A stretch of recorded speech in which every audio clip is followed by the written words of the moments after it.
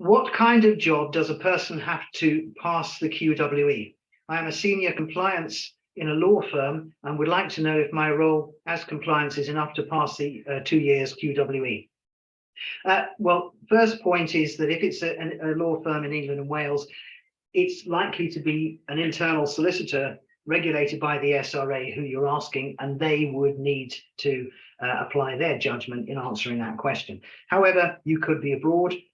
It's a good question, and I do face this fairly frequently with the people whose QWE I confirm. To me, it's a question of, again, applying that definition. Is the work you're doing the provision of legal services or not?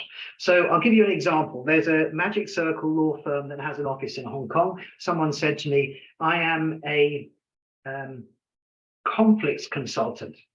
And I went, what on earth is that? And he explained to me that his job was to check with a new client that the Hong Kong office wanted to act for, whether anyone in any of the other global offices acted for the other side in this transaction. Was there a conflict? And I said, I'm sorry, I can't see any legislation or law that you're applying here. There's internal regulations, but I think this is administrative services, not the provision of legal services. So I said no.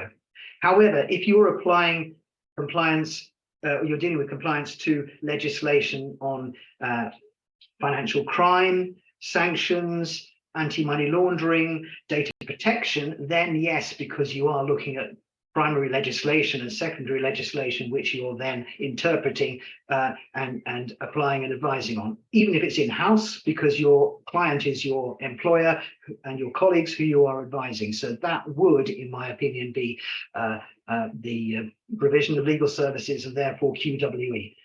That's my opinion. If I'm confirming your QWE, of course, if you have a solicitor who you're asking in your organization, you need to ask their opinion, because they're the ones you're asking to do the confirmation.